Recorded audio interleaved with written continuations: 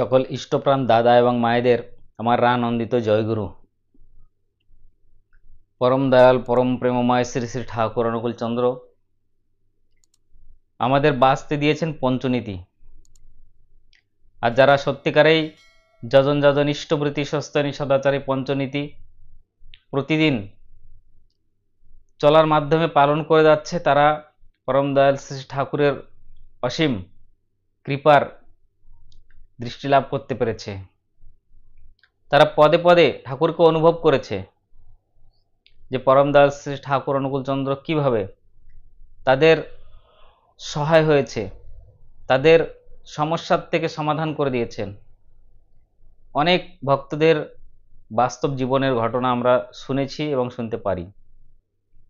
আমরা আশেপাশে যখন গুরু ভাইদের সঙ্গে দেখা করি, কথাবার্তার মধ্যে সবসময় দেখতে পাই যে তারা তার জীবনের ঠাকুরকে ধরে কি পেয়েছে, তার বাস্তব কথাগুলি তারা একজন আরেকজন গুরু ভাইয়ের সঙ্গে শেয়ার করে। এই ভিডিওর মাধ্যমে আজকে একটি বাস্তব ঘটনা আপনাদের সামনে তুলে ধরব। চন্দ্রপুর, মহারাষ্ট্র, এখানে সৎসঙ্গ বিহার আছে, সৎসঙ্গ বিহার নিউ চন্দ্রপুর। সৎসঙ্গ বিহার নিউ চন্দ্রপুরের সঙ্গে জড়িত একজন গুরু ভাই, একজন যাজক, ওনার নাম শ্রীমান ভুবনেশ্বর দাস দাদা। খুব ইষ্টপ্রাণ, খুব ঠাকুর ভক্ত, ঠাকুর ছাড়া তিনি কিছুই জানেন না। পরিবারের সকলেই স্বস্ত্যয়নীধারী।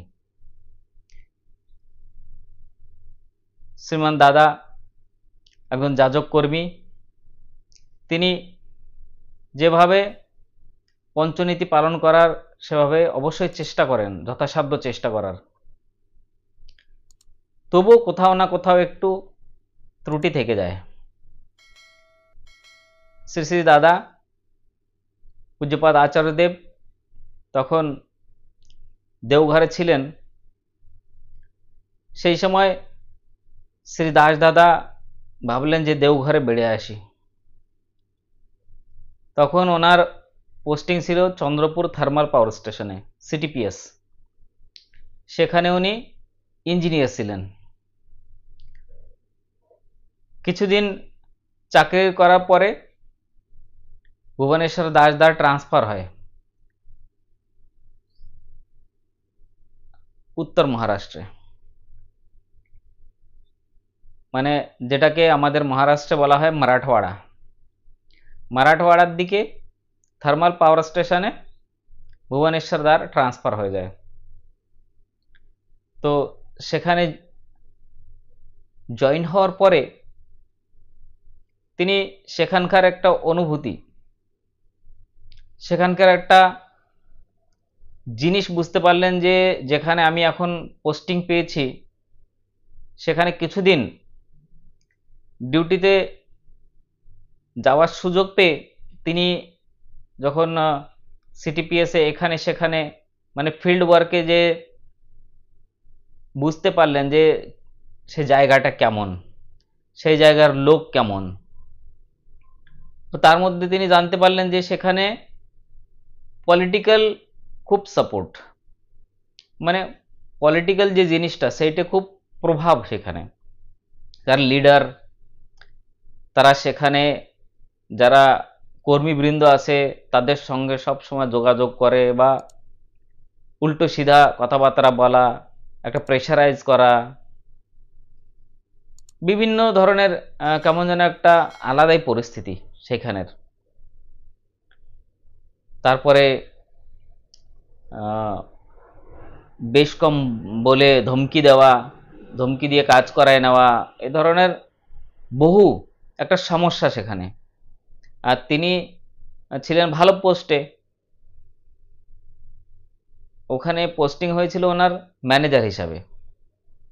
তো যখন পোস্টিং হয়েছে এবং জানতে পেরেছে যে এখানে বহু সমস্যা আছে, তো ভাবলেন একবার দেওঘরে গিয়ে পূজ্যপাদ আচার্যদেবের সঙ্গে কিছু আলাপ আলোচনা করে আসি। পূজ্যপাদ আচার্যদেবের দর্শন করে কথাগুলি আমি ওনাকে একবার জানিয়ে দিই। এই মনোযোগে তিনি দেওঘরে গেলেন। দেওঘরে যাওয়ার পরে পরদিন আচার্যদেব দর্শন করলেন এবং ভুবনেশ্বর দাসদা যিনি আচার্যদেবকে বললেন যে এখন আমার যেখানে পোস্টিং হয়েছে মারাঠওয়াড়ার দিকে থার্মাল পাওয়ার স্টেশনে, সেখানে আমি ম্যানেজার পোস্টে আছি এবং সেখানের পরিস্থিতিগুলো তিনি যে আচার্যদেবকে বললেন। আচার্যদেবকে বলার সঙ্গে সঙ্গে আচার্যদেব বললেন, আপনি ভয় পাবেন না, পরমপিতা আছেন, মালিক আছেন, তিনি আপনাকে রক্ষা করবেই।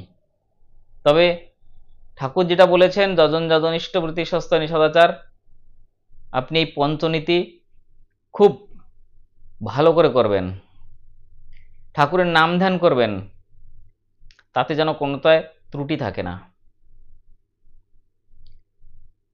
এই বলে দাসদা ওখান থেকে প্রণাম করে যেখানে তিনি ছিলেন সেই রুমে চলে আসলেন। তারপর দিন ওনার টিকিট ছিল, উনি ট্রেনে চেপে ফিরে আবার সেখানে চলে আসলেন যেখানে ওনার ডিউটি ছিল। যাই হোক, সবসময় নাম ধ্যান করছেন, যজন যজন ইষ্টভৃতি স্বস্তিনী সদাচার পঞ্চনীতি যেভাবে পালন করে সেভাবে পালন করে যাচ্ছেন যথাসাধ্যভাবে। তিনি ভাবছেন যে এই যে দুর্যোগ, এই যে সমস্যা, এই সমস্যার থেকে এড়িয়ে যেন ঠাকুর আমি সবসময় চলতে পারি। এই চিন্তাধারার মধ্যেই কিছুদিন পরে দেওঘর থেকে এক সেবিকা মা শ্রদ্ধেয় দাসদাকে ফোন করলেন। ফোন করে বলছেন, জয়গুরু দাসদা, আমি দেওঘর থেকে বলছি। তো দাসদাও জয়গুরু বললেন, মা বলেন কি খবর? তো বলছেন, পূজ্যপাদ আচার্যদেব বলেছেন আপনার খবর নিতে, আপনি কেমন আছেন, কিভাবে আছেন? তো দাদা বললেন, হ্যাঁ আমি ভালো আছি। তো বলছেন, আপনি ইষ্টভৃতি কখন করেন? তো বলছেন যে যখন আমি ঘুমের থেকে উঠি তখন করে নিই। বলছেন, না না, এটা করলে হবে না। সে মা বলছেন, এটা করলে হবে না, আপনাকে একদম ঠিক সেইভাবে করতে হবে যেভাবে ঠাকুর করতে বলেছেন। তো দাদা বললেন, মা বলেন আমাকে ইষ্টভৃতি কি করে করতে হবে, কখন করতে হবে? তো সেবিকা মা বললেন, আপনাকে ঠিক ভোরে 4:30টার সময় উঠে ইষ্টভৃতি করতে হবে, পারবেন তো? তো ভুবনদা বললেন, হ্যাঁ পারবো, পারবো না কেন? তখন থেকে দাসদা নিত্য সকালে 4টের সময় ঘুমের থেকে ওঠে, তারপরে স্নান আদি করে বাসি কাপড় চোপড় ছেড়ে রোজ 4:30টার সময় ইষ্টভৃতি করা শুরু করেছে এবং এভাবেই চলেই যাচ্ছে চলেই যাচ্ছে। এবং দাদাও ঠাকুরের নাম করেন এবং যেভাবে ওনার ডিউটি চলে যাচ্ছে সেভাবেই ডিউটি করে যাচ্ছেন। তারপরে কিছুদিন পর আবার দেওঘর থেকে সেই সেবিকা মা আবার ফোন করেন দাদাকে, যে দাদা কেমন আছেন, ভালো আছেন তো? আচ্ছা বলুন তো, আপনি ইষ্টভৃতি কত করেন? আপনার যে আয়, আপনার যে যোগ্যতা, সেই হিসাবে কি আপনি ইষ্টভৃতি করেন? তো দাসদা বললেন, আমি রোজ 5 টাকা ইষ্টভৃতি করি। তো তিনি বললেন, আপনি এক কাজ করুন, আপনার সাধ্য মতো যত সাধ্য আপনি সেইভাবে ইষ্টভৃতি করার চেষ্টা করুন, দেখবেন আপনার কখনো বিপদ আসবে না। তখন দাসদা ভাবলেন যে তাহলে ঠিক আছে, আমার ইষ্টভৃতি বাড়াতে হবে। তো তিনি ইষ্টভৃতি 101 টাকা করলেন, প্রতিদিন 101 টাকা ইষ্টভৃতি চালু করে দিলেন। যাই হোক, মা বলার পরে এভাবেই ভুবনেশ্বর দাস দাদা 101 টাকা প্রতিদিন ঠাকুরকে ইষ্টভৃতি নিবেদন করেন এবং যেভাবে চলার কথা বলেছেন সেভাবে চলারও চেষ্টা করে যাচ্ছেন। কিছুদিন পরে ওই মা আবার ফোন করে যে দাদা ভালো আছেন, যে দাদা আপনার খোঁজ খবর নিতে বলেছেন। বলছে হ্যাঁ মা আমি ভালো আছি। বলছেন আপনার সম্মুখে একটা বিপদ, আর সেই বিপদ থেকে আপনাকে এড়িয়ে চলতে হবে। যখন মা বলেছেন যে আপনার সামনে একটা বিপদ আসছে, আপনাকে এড়িয়ে চলতে হবে, আপনাকে সাবধান থাকতে বলেছেন, তখন মনের মধ্যে একটু কেমন যেন ভয় ভয় লাগছে দাদার। তিনি ভাবছেন সে আবার কি বিপদ। ঠাকুর যাই হোক না কেন তুমি আমাকে রক্ষা করো। তারপরে সেই মা ফোন রেখে দিলেন এবং দাদা রোজ যেভাবে ডিউটি যান সেভাবে ডিউটি যায়, ফিল্ড ওয়ার্কে যায়, ঘুরে আসে, দেখে। দাদা প্রতিদিন 4টের সময় ওঠে, স্নান আদি করে, বাসি কাপড় চোপড় ছেড়ে রোজ ইষ্টভৃতি করে, নাম ধ্যান করে এবং রোজ ডিউটিতে যায় ফিল্ড ওয়ার্কে, এখানে সেখানে যা কর্ম নিত্য কর্মাদি করে এবং ঠাকুরকে সবসময় মনে করে ঠাকুর আমার যে সমস্যা এই সমস্যার সমাধান করে দিও, ঠাকুর আমাকে রক্ষা করো। শুধু নাম জপ করে।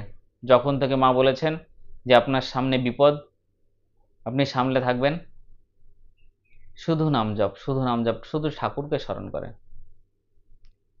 হে দয়াল, হে পরম পিতা, জানি না কিসে আমার মঙ্গল, তুমি আমাকে রক্ষা করো। যা হোক ঠাকুরের নাম করছে আর ডিউটি করে যাচ্ছে। কিছুদিন পরে সেই দেওঘরের থেকে মা আবার ফোন করে, দাদা আপনি ভালো আছেন তো? দাদা বললেন হ্যাঁ মা ভালো আছি। বলছেন আপনার সে বিপদ কেটে গেছে? দাদা শুনে একদম আশ্চর্য হয়ে গেলেন যে বিপদ আসলো কখন আর গেল কখন সেটা তো ঠিকই পেলাম না। হে দয়াল, হে পরম পিতা, হে মালিক, এ তোমার কি লীলা। এবার মা ফোন রাখার পরে দাদা ভাবছেন যে বিপদ এলো কখন আর চলে গেল কখন। তখন ভুবনেশ্বর দা ভাবতে ভাবতে একটা জিনিস ওনার মনে পড়ে গেল, যে কিছুদিন আগে একটা লোক ওনার কাছে এসেছিলেন। উনি যেখানে কাজ করে সিটিপিএস থার্মাল পাওয়ার স্টেশন, সেখানের কর্মচারী, ঠিকাদার। তো অনেক জায়গা আছে, আগে দাদা বলেছেন যে সেখানে কি ধরনের ব্যবহার করা হয়, পলিটিক্যাল প্রেশার কেমন। এই ঘটনার মধ্যেই একজন কন্ট্রাক্টর দাদার কাছে এসেছিলেন একটা কন্ট্রাক্ট নিয়ে। যখন মা বলেছেন যে আচার্যদেব বলেছেন যে আপনার যে বিপদ সেটা পেরিয়ে গেছে, বিপদ থেকে আপনি মুক্তি পেয়ে গেছেন, তখন দাসদা ভাবলেন যে বিপদ কখন আসলো আর কখন চলে গেল সেটা তো আমি বুঝতেই পারলাম না। শুধু নাম করছেন হে পরম পিতা, হে ঠাকুর, হে মালিক, এ কি তোমার লীলা, আমি তো কিছুই বুঝতে পারছি না। যা হোক শুধু নাম করে যাচ্ছেন আর ভাবছেন। 1-2 দিন পরে দাদা ডিউটিতে আছেন, তখন সেখানকার এক কর্মচারী, এক ঠিকাদার দাদার ক্যাবিনে এসে দাদাকে বলছেন, দাদা আমাকে ক্ষমা করুন, দাদা আমাকে মাফ করে দিন, আমি অনেক বড় ভুল করতে চলেছিলাম। পরে আমি বুঝতে পারলাম যে এটা আমার কাছে অনেক ভুল কাজ হয়ে যাবে, আমি এমন ভুল কাজ করতে পারবো না, তাই দাদা আমাকে মাফ করবেন। তখন দাদা কিছু বুঝতেই পারছেন না যে ঘটনাটা কি ঘটেছে বা কি হতে চলেছিল। তখন সেই কন্ট্রাক্ট দাদা বলছেন যে আমি একজন কন্ট্রাক্টর, কিছুদিন আগে আপনার কাছে এসেছিলাম, তো আপনি আমাকে বলেছিলেন যে 500 টাকা অর্ঘ্য, কোথাও সৎসঙ্গ মন্দিরের কাজ চালু, সেখানে দেওয়ার জন্য। এর মধ্যে বলি যে দাদা চন্দ্রপুর মহারাষ্ট্রের সৎসঙ্গ বিহারের তখন নির্মাণ কার্য চালু ছিল, আর এখানকার তিনি, ওনার উপরে একটা দায়িত্ব ছিল অর্ঘ্য সংগ্রহের। তো দাদা যখন চন্দ্রপুর থার্মাল পাওয়ার স্টেশন থেকে মারাঠওয়াড়ায় থার্মাল পাওয়ার স্টেশনে বদলি হয়ে যায়, তখনকার এই ঘটনা। তো দাদা সেই কন্ট্রাক্টরকে বলেছিল যে সৎসঙ্গ বিহার নিউ চন্দ্রপুরের নির্মাণ কার্য চালু, তার জন্য তোমাকে 500 টাকা দিতে হবে। তো যখন কন্ট্রাক্টরকে দাসদা বলেছেন, তখন তিনি ভাবছেন যে যখন আমাকে 500 টাকা দিতেই হবে, তখন আমি এসিবি মানে অ্যান্টি কারাপশন ব্যুরোকে কমপ্লেন করে ওনাকে ধরিয়ে দেব। আর শুধু চিন্তা করেননি, সেই কন্ট্রাক্টর অ্যান্টি কারাপশন অফিসে গিয়ে বাকায়দা দাসদাদার নামে ডায়েরি করে আসছে, এবং ডায়েরি করে আসার পরে যেদিন দাদাকে সেই 500 টাকা অর্ঘ্য দেওয়ার, সেদিন কন্ট্রাক্টরকে বারবার ফোন করছে অ্যান্টি কারাপশন বিভাগের অফিস থেকে অফিসাররা, যে আমাদের কখন আসতে হবে, তুমি কখন পয়সা দেবে।